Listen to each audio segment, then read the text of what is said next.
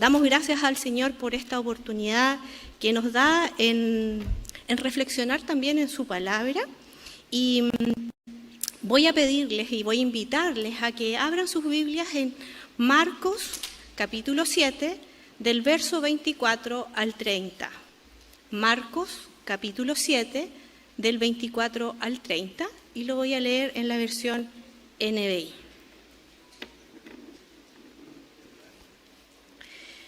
Jesús partió de allí y fue a la región de Tiro.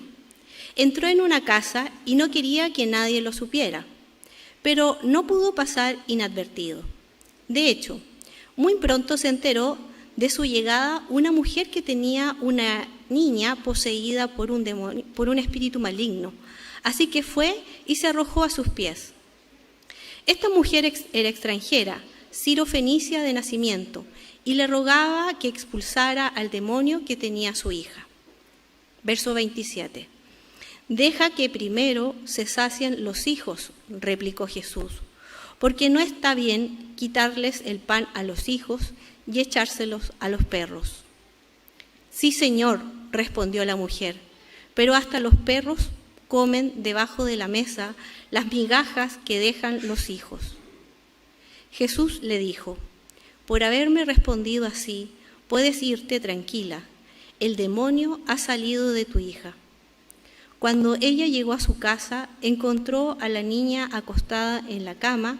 El demonio ya había salido de ella. Oremos. Padre, te damos muchas gracias por la oportunidad que tú nos das de poder reflexionar en torno a tu palabra, porque ella nos da vida, nos da testimonio, Señor, y nos ayuda cada día a transformar nuestras vidas. De esta tu palabra, Señor, te conocemos más, Señor, y cada día, Señor, aprendemos más de ti. Te pedimos que tu Espíritu Santo nos esté guiando, que tu Espíritu Santo sea el que esté transformando nuestras vidas, que esta tu palabra, Señor, sea reflejada, Señor, en cada uno de nosotros. Muchas gracias, Padre, en el nombre de Jesús. Amén. Como cada semana, hemos estado meditando en esta serie que le hemos titulado Encuentros y Desencuentros de Jesús, con Jesús. Así que damos gracias a Dios porque hemos avanzado en esta serie, y aquí me tomo unos minutos para decir, si alguno quiere recordar o está recién iniciando esta serie, puede encontrarlas en nuestra página web y en nuestro canal de YouTube, donde está esta y otras sermones que hemos tenido durante todo este tiempo y varios años atrás. El domingo pasado, el sermón nos hizo reflexionar sobre un encuentro con Jesús con un centurión romano, un hombre de armas, un hombre militar, y cómo esta persona suplica a Jesús por uno de sus siervos. Esta súplica fue honesta y reconoce también en esta súplica, reconoce la autoridad de Jesús. Un hombre que daba órdenes militares y todos sus destacamentos le obedecían, tiene la capacidad de reconocer a Jesús como autoridad y puede suplicar y puede decir y pedir y solicitar ayuda a Jesús y reconocerlo a Jesús como el Señor. Y este modelo que decía el pastor Ricardo la semana pasada, este hombre nos ayuda a darnos cuenta de un modelo de fe en el cual podemos también nosotros darnos a conocer y sacar ejemplos de vida de esta persona. La narración de hoy es acerca de una mujer sirofenicia, una mujer anónima, no tenemos su nombre, que se encuentra con Jesús y tiene un diálogo bastante especial, como he denominado este sermón, pero también es muy interesante de ir conociendo. Debemos tener presente que el capítulo 15 del Evangelio de Marcos ya viene hablando y ya tienen una conversación acerca de la tradición de lo impuro y de lo puro. Respecto de esto, quiero citar a un teólogo, a Joaquín Nilka, en los siguientes, para que podamos entender por qué es tan importante esta discusión y por qué está inserta después esta mujer. En el judaísmo, las prescripciones levíticas sobre la pureza forman parte de la práctica religiosa para el judaísmo, pero para nosotros es difícil entender y comprender estas prácticas hoy en día, porque presupone distinciones entre personas, animales, objetos, por lo tanto van discriminando, se podría decir, cosas que son puras y cosas que son impuras. Hay que hacer la salvedad, que esto no se limita solamente a la religión judía, sino que también se encuentran en numerosas religiones antiguas.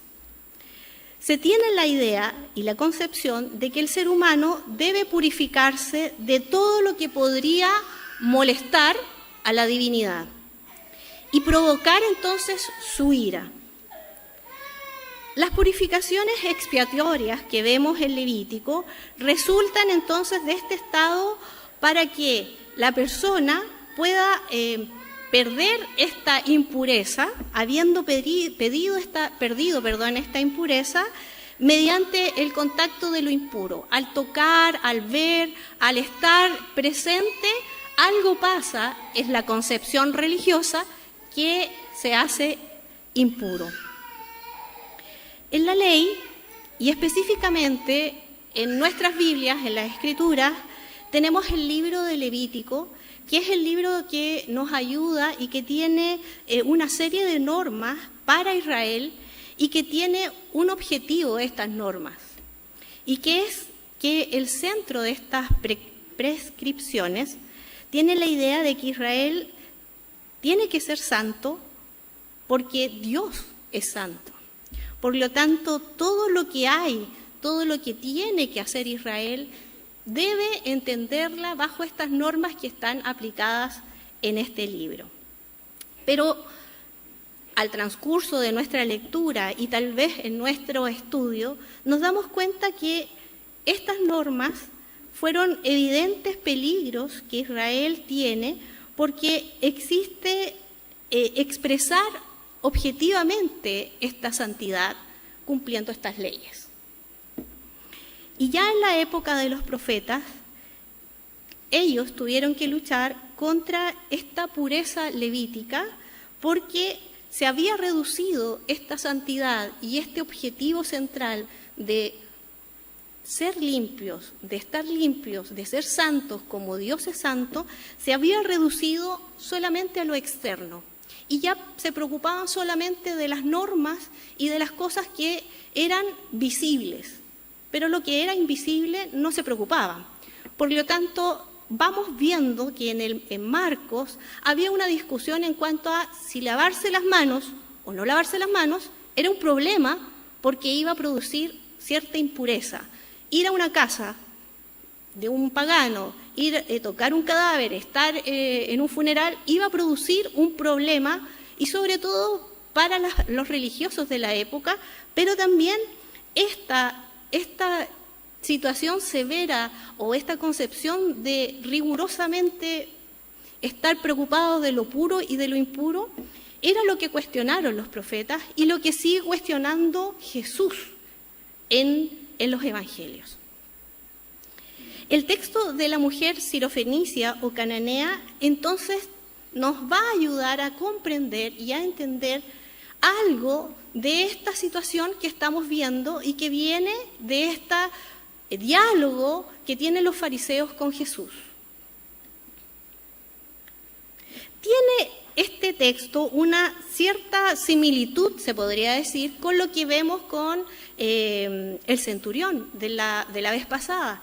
Es una persona pagana, el centurión era romano, pero estaba dentro del territorio de Israel. Lo interesante de este texto, de esta historia de la mujer, es que esta mujer es pagana, pero también están en un territorio completamente pagano, no están en Israel.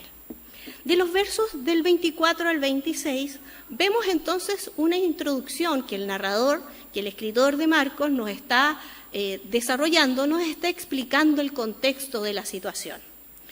Sitúa un nuevo escenario geográfico, nos dice que Jesús se desplaza a la región de Tiro, un territorio pagano, que se ubica en la costa de Fenicia, y aquí hay una distinción que es importante de tenerla, que los fenicios tenían mala reputación para los judíos. Y Jesús entra en una casa que no dice a quién le pertenecía, y Marcos nos dice que quería pasar inadvertido. Jesús está en un territorio pagano, entra en una casa que no sabemos de quién es, seguramente de un pagano, entra en esta casa y quiere pasar invisible. Si ustedes se dan cuenta en la lectura, la mujer se entera de que Jesús está en esta casa. Hay entonces un cambio y nos da esta aliciente de esta mujer que no tiene nombre, pero que se describe como una mujer de la zona, una mujer cananea. Podemos decir que esta mujer, por su cultura y por su religión, era de habla griega, era helenizada.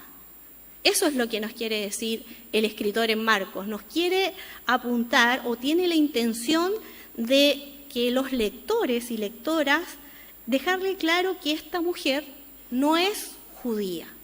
Por eso dice en algunas versiones es griega, pero no es que sea griega, sino que es helénica, tiene cultura, tiene religión, no tiene ningún contacto con los judíos, como con el centurión. ¿Se acuerdan que el centurión tenía un contacto porque había construido una sinagoga y entonces los dirigentes estaban abogando por él? Este centurión tal vez tenía ciertos conocimientos de la religión judía. Esta mujer no tiene nada que lo una, no tiene ninguna conexión. De los versos 27 al 30 tenemos entonces el diálogo de esta mujer con Jesús. Ante la súplica de la mujer que espera que Jesús se ponga en camino, como en los otros relatos que hemos visto, que al momento de la súplica Jesús dice vamos a la casa o vamos, caminemos. En este texto no vemos que Jesús se pone en camino y acompaña, y nadie acompaña a la mujer está sola. Pero hay algo que le responde: deja que primero se sacien los hijos, porque no está bien quitarle pan a los hijos y echárselos a los perros. Y la respuesta de la mujer es: sí, Señor, pero hasta los perros comen debajo de la mesa las migajas que dejan los hijos. Esta frase, para nosotros los lectores del siglo XXI, nos deja descolocado de Jesús, porque vemos a un Jesús que es distinto al que hemos visto. En cierta medida vemos que Jesús no quiere ir a la casa, no quiere escuchar la súplica de la mujer y le pone como barreras, y a veces hay como silencios, y uno dice, ¿por qué Jesús actúa de esta manera? Además, con este refrán tan fuerte. Y a veces lo que nos pasa es que nos hemos enfocado erróneamente en este texto, ya que no es los hijos versus los perrillos o los perros, sino que ¿quién se debe saciar primero? En el Antiguo Testamento y en la literatura rabínica es que se usaba esta expresión de perrillos domésticos para designarle a los gentiles, como también a parte del pueblo de Israel que no conocía la ley. Entonces, esta expresión, esto de decir perrillos, quiere decir perrillos domésticos, o sea, nuestras mascotas que tenemos hoy día, pero que la literatura le está asignando a los gentiles y a las personas que no conocen la ley. En este orden histórico y de salvación, los paganos vienen después que los judíos. Los gentiles vienen después que los judíos. Y en este relato vemos que la súplica de esta mujer va a dar un trasfondo y va a cambiar el orden. La sanidad pasa a un segundo plano. La sanidad de esta persona, de esta hija, pasa a segundo plano. Por eso el diálogo es especial, porque el diálogo es el que profundiza algo muy interesante para nosotros. La mujer no exige nada, sino que está clamando por misericordia. Se reconoce como gentil. Ella sabe que es un perrillo. Ella sabe que es pagana. Pero ella pide misericordia del Señor. La intención no es quitar el pan a unos y dárselos a otros, sino más bien que todos puedan comer. El saciarse apunta más que nada a la plenitud de la salvación y no a los alimentos. Entonces, cuando leemos esto del pan, de las migajas, está hablando de una imagen y está hablando de la salvación. Está hablando de la entrada a poder tener comunión con Dios. Entonces, este orden es inesperado. La súplica que ella está pidiendo es que los gentiles, ella como gentil, pueda ser escuchada por Dios y el Señor pueda tener misericordia de ella y de esta desgracia que le acontece en su hogar.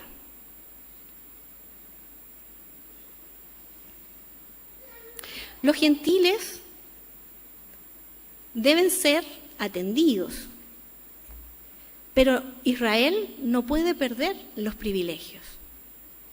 Este es el acceso, como os decía, a la salvación y es una señal que la gracia de Dios ha llegado a todo ser humano. Es lo interesante de este diálogo y de esta conversación. A través de esta súplica nos damos cuenta hoy día nosotros los lectores que la gracia de Dios está en juego. La gracia de Dios es para todos. Los que están sentados a la mesa y los que no están sentados a la mesa en este momento. Hay un texto paralelo que es en Mateo 15, 28. Y Jesús, en ese texto, que es el paralelo a Marcos, Jesús reconoce la fe de esta mujer. Reconoce y dice, grande es tu fe. Pero acá en Marcos dice, por haberme respondido de esta manera. Estas cosas nos hacen darnos cuenta que la mujer tenía confianza en Dios, que sabía quién era Jesús. ¿Cómo lo sabía? Marcos no nos dice, Mateo tampoco. Alguien le dijo, tal vez la voz se corrió, Jesús era famoso no solamente entre los judíos, entre el territorio judío, sino que también en el territorio pagano. Jesús quería ir a un lugar y fue a un lugar donde, entre comillas, pensaba que no iba a ser reconocido. Era inesperado, quería pasar invisible. No sabemos qué es lo que quería Jesús, no tenemos esa información. Lo que sabemos es que este diálogo, esta situación, esta conversación hace todo un orden distinto, hace cambiar la situación que vemos en el Nuevo Testamento posterior, que vemos en el libro de Hechos, cómo la misión hacia los gentiles se abre. Pero aquí en Mateo y en Marcos vemos que Jesús también da estos inicios de la gracia de Dios para los gentiles. Algunas consideraciones acerca de este texto. La primera es que el poder y la autoridad de Jesucristo no tiene límites. Jesús es presentado en este texto no como una deidad o una divinidad regional, sino como alguien que tiene autoridad y libertad de desplazarse de una región a otra con total independencia.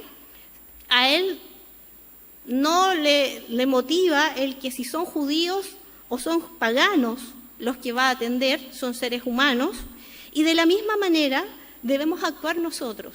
Y vemos el actuar de Dios también de esta manera en el Antiguo Testamento. En distintas zonas geográficas, su presencia se desplazaba con Israel.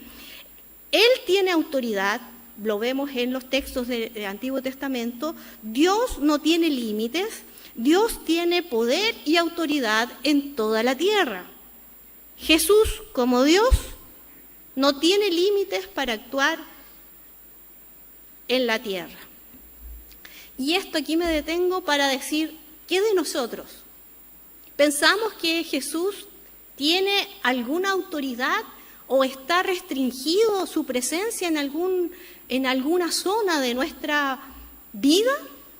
¿O alguna situación geográfica donde hay algo en específico, un lugar donde no esté la presencia de Jesús? No. Jesús y su presencia está en todo lugar. Cristianos y no cristianos, donde estén evangélicos o no evangélicos, Jesús y su presencia como Dios está en ese lugar. Esa autoridad tiene libertad para moverse, tiene libertad para expresar su autoridad y su poder sin que nosotros como iglesia estemos orando, pensando o actuando. Dios está en todo lugar. Y recordar eso es muy importante en este tiempo. Recordar que Dios tiene toda autoridad y todo poder es fundamental en nuestra vida. Los desplazamientos humanos en este momento son en distintas maneras. Hoy día, por ejemplo, Felipe y Benjamín van a viajar a otro lugar, pero sabemos que la presencia del Señor está en ese lugar también. Dios nos acompaña. De la misma manera que acompañó a Israel en el peregrinaje por el desierto a su pueblo, Dios estaba con ellos. Pero también en los lugares donde no hay cristianos, donde no hay conocimiento, como es lo que nos dice acá Marcos. Eso es claro. Y eso lo tenemos que tener muy consciente. Voy a decir ejemplos muy cotidianos, pero en un partido de fútbol la presencia de Dios está. En lugares como un cine, Dios está con su presencia, está ahí. Tal vez ustedes van a decir, pero ¿cómo Dios no está? Dios y su presencia no tiene límites, no tiene fronteras. Lo segundo de la consideración es esto de los gentiles o perritos. Nosotros debemos identificarnos con este grupo de personas. Debemos entender que no somos hijos. Frente a la tradición judía, nosotros, los gentiles, no somos hijos. Y debemos reconocernos como estos perrillos que están debajo de la mesa. Lo que hace es que este plan, pero por misericordia de Dios, este plan nos integra a esta mesa. Pero no es por nuestros méritos, porque reconocemos que no estábamos dentro del plan, pero por su misericordia, por la acción de Jesús en la cruz, es que nosotros podemos estar sentados en la mesa. Ahora, que nosotros somos pueblo de Dios, ¿cómo actuamos con otros que necesitan saciarse y sentarse en esta mesa? siguiendo con la misma imagen del pan. ¿De qué manera nosotros nos estamos apropiando de este pan y estamos excluyendo a otros de la mesa para que no coman? Pero tampoco dejamos que las migajas caigan para que otros se sacien. El amor de Dios no se puede limitar. El amor y la misericordia de Dios no puede ser restringida por nosotros como pueblo de Dios. No podemos retener, y voy a hacer la imagen de Marcos, las migajas no las podemos retener. Hay otros que necesitan ser saciados. Hay otros que necesitan encontrarse con Jesús. Y nosotros, que sabemos que no tenemos en el plan de hijos, pero sí de perrillos, debemos ir a otros y dejar que otros puedan saciarse, así como nosotros nos saciamos cada día por la gracia y la misericordia de Dios, así como otros pueden escuchar, porque tú y tú permiten que otros conozcan a Jesús. Es por tu testimonio, es por lo que tú hablas, por lo que no hablas, por lo que haces, por lo que no haces, que permites que otros y otras se integren a la mesa, porque en la mesa de Jesús cabemos todos. Todos somos integrados. Hacemos el lugar para que todos podamos participar de la mesa del Señor. Los gentiles, nosotros debemos abrir las puertas para que otros puedan ser saciados. Y esa es una aliciente, es una misión que cada uno de nosotros debe reconocer y debe hacerlo cada día. No debemos caer en la soberbia que cayeron los fariseos, que por preocuparse de lo puro y de lo impuro, alejaban a las personas de Dios, ponían barreras, impedían el paso de Jesús como Dios a los más necesitados. Y lo tercero es la actitud de esta mujer, sin ensalzarla, pero sí debemos reconocer su actitud. No sabemos si tenía poder adquisitivo, de qué parte de la sociedad era, no nos dice el relato. Pero sí esta mujer tiene la capacidad de reconocer al Señor. Sabe quién es Jesús y se humilla delante de Él como este Señor que puede abrir las puertas y tener misericordia con ella. Se reconoce como fuera del pueblo. Se reconoce, pero aún así se humilla y reconoce a Dios, a Jesús, como Hijo de Dios. No se desanima ante las respuestas de Jesús, sino que persevera en su ruego para que Jesús la escuche. Esa es la respuesta que alaba el Señor en el verso 9. Este es otro modelo, este es otro ejemplo de fe que el Evangelio de Marcos nos da para podernos encontrar con Jesús y darnos cuenta de qué es la fe. Porque los cristianos y cristianas, cuando decimos qué es la fe, citamos Hebreos. Es más fácil. Pero no sabemos lo que es la fe. Hebreos nos dice su experiencia, su explicación. Pero la fe, aquí en esta mujer y en el centurión, parece que es la actitud del corazón, la confianza que estas personas tienen en Jesús, es lo que Jesús reconoce como fe en ellos, en ellas.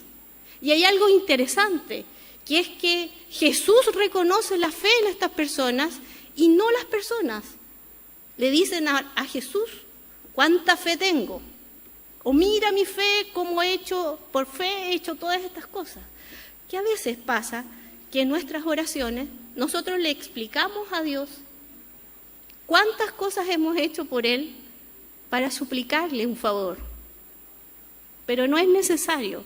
Esta mujer y su ejemplo nos hacen darnos cuenta de que Jesús sabe nuestra actitud, lo profundo que hay en nuestra vida cuando nos acercamos a Él, en la intimidad, a solas, en nuestro devocional, pero cuando estamos también en el rigor del día a día.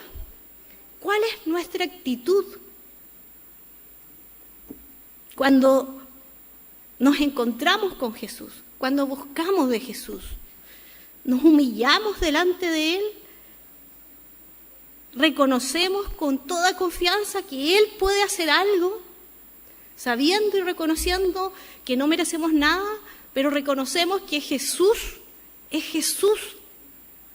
Dios? Él puede hacer algo, no sé qué vas a hacer, pero tú puedes hacer algo. Esa es nuestra confianza. El milagro pasó a segundo plano, pero la confianza de la mujer tiene un plano protagónico. Esta mujer pagana es la que sorprende a Dios, a Jesús, y lo destaca por haberme respondido de esta manera. El argumento de la mujer es la que no es que sorprenda a Jesús, nos sorprende a nosotros los lectores, sorprende a Marcos, sorprende a los escritores de la Biblia, los que están a lo mejor alrededor, esos son los que son sorprendidos. Jesús sabe, porque conoce los motivos de nuestro corazón, sabe nuestros pensamientos. Tal vez lo que destaca es que esta mujer lo destaca como un ejemplo, como un modelo a seguir para los que están escuchando de esa manera. Lo que nos enseña esta mujer entonces es que cuando no nos reconocemos como un perrillo y no nos sometemos a la autoridad y al señorío de Dios en nuestras vidas, es que hay soberbia en nuestro corazón. Es que nos estamos sintiendo superiores a otros. Y debemos recordar de dónde y quiénes somos. Para que tengamos comunicación con el Señor, con Dios, recordemos que es por gracia, por misericordia. No es por nuestros méritos. Somos gentiles, no estábamos en el plan. Estábamos debajo de la mesa y por gracia el Señor nos incluyó en esta mesa. Cuando nos acercamos a Jesús, cuando nos comunicamos con Dios, en nuestras palabras recordemos esto. El verso 28, y con esto termino. Sí, Señor, respondió la mujer, pero hasta los perros comen debajo de la mesa las migajas que los hijos dejan. Que el Señor nos ayude a seguir este ejemplo y que nuestras vidas puedan ser el reflejo de lo que Dios está haciendo como esta mujer en nuestras vidas. Oremos al Señor. Padre, te damos muchas gracias. Y nos humillamos delante de tu presencia para reconocer que somos tus hijos e hijas. Señor, estamos agradecidos por lo que tú has hecho por nosotros. Un pueblo gentil, pagano, Señor, tú te has acercado a cada uno de nosotros. Has tenido misericordia, Señor, y nos has incluido en esta mesa de salvación. Nos has dado, Señor, la oportunidad de poder ser llamados hijos e hijas de Dios. Gracias. Gracias, muchas gracias por lo que tú haces con nuestras vidas. Pero, Señor, queremos también reconocer y en este momento tal vez pedir perdón, porque en muchos de nosotros ha habido soberbia y orgullo por esta llamada, Señor, tuya, porque nos hemos sentido superiores a otros cuando no somos. Perdónanos, Señor, porque muchas veces hemos alejado a personas más que acercarlas a ti. Porque, Señor, muchas veces, Señor, hemos impedido que otros coman las migajas de esta mesa. Ayúdanos, Señor. Perdónanos como iglesia y ayúdanos a levantarnos en humildad y sencillez para invitar a otros y otras a tu encuentro, para que nuestras vidas puedan ser ese reflejo de tu amor y de tu misericordia, que ha transformado nuestras vidas y que somos espejo para que otros y otras puedan conocerte. Guíanos, Señor. Ayúdanos, porque es difícil. No es fácil, pero sin duda que con tu ayuda y con tu gracia y con tu sabiduría podremos ser esos testigos en donde quiera que vamos, Señor, en esta ciudad, a donde tu presencia, Señor, no tiene límites, Señor, y donde cada uno de nosotros viaje, Señor, en este tiempo, que podamos ser esos testigos y este modelo de esta mujer pueda ser un ejemplo para nosotros de cómo ser tu discípulo, tu discípula, en las distintas culturas, en los distintos momentos de nuestra vida y en los espacios geográficos donde tú nos lleves, Señor. Gracias por lo que tú seguirás haciendo con nosotros. Muchas gracias, Padre. En el nombre de Jesús. Amén.